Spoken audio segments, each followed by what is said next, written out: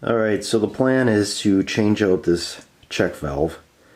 This has been in, I don't know, 10 years or so, and the thing is super noisy. It always has been super noisy, but now it seems to be like flapping almost every time it shuts off. It doesn't just like shut once, it's like fluttering for some reason. So I got a different check valve I'm going to try, and we'll see if this is the solution. But, right, so now it's pumping. So yeah, I don't know if you could hear that or not, but that just resonates throughout the house. Okay, so this is the check valve I'm going with. It's called the Quiet Check Valve. It's by Zoeller. It's got a 1/2 pound spring. I'm not sure exactly what that means. They must have different pounds, I guess. There's a flow indicator so you know how to install it. It came with the rubber couplers here.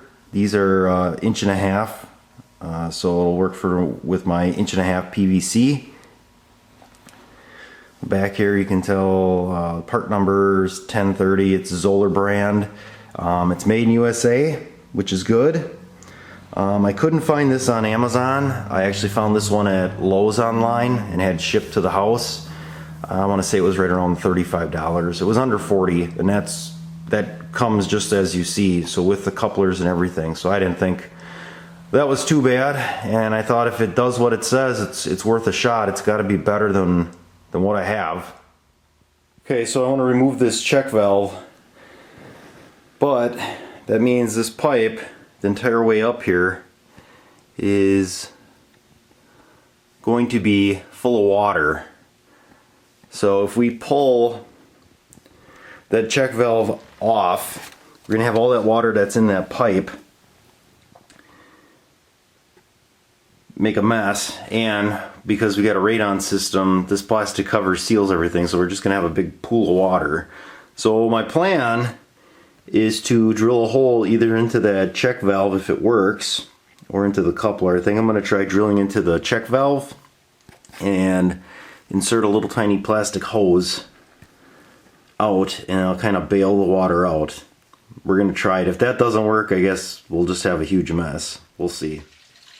Alright, so I just ran the sump pump to get the pit all the way down. I'm not too worried about it getting too high because it takes quite a long time for that to fill up. So my plan is drill a hole closer to the top. I'm assuming that the actual flapper in this check valve should be to the bottom, and then hopefully I can get this piece of plastic hose in there to control the amount of flow coming out of this thing. So make sure if you're doing this, get your sump pump is turned off, unplugged. Holy smokes!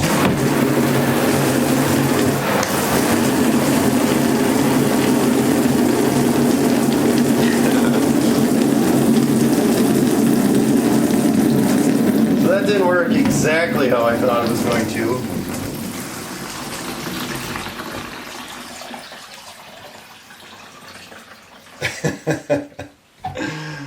Oh, that's good. Let's see. Alright. Now, so I expected there to be some pressure there, just not quite the amount we had coming out. I think that's it. I think that's all we got.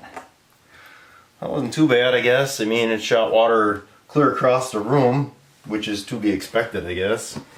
Alright, let me clean up this watery mess here, and we'll get to the next step. Alright, so I got everything pulled apart, and get this thing mounted on. Oh, I sure hope we got the right size couplers here on here.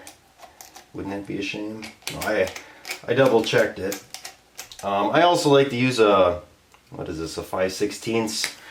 Instead of trying to use a screwdriver, it just gives you a little bit more of a positive connection when you're trying to push these on. There is a plastic stop in here, so you'll actually bottom out on the valve when you're down all the way.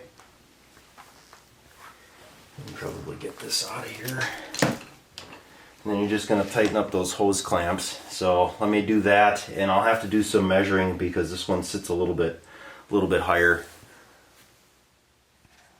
Alright, so I got it all installed. I cut off 3/4 of an inch of the 1.5" PVC.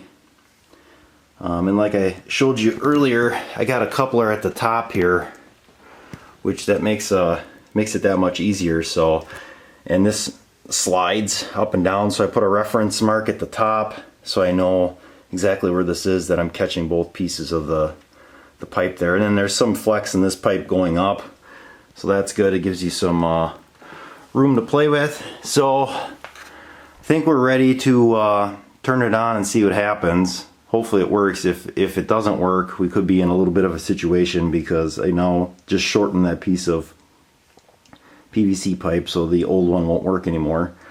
So I'll get the camera on the tripod and let's give it a shot. Alright, here we go. Hopefully we got everything everything's tight here. I'm gonna plug it in and give it a whirl.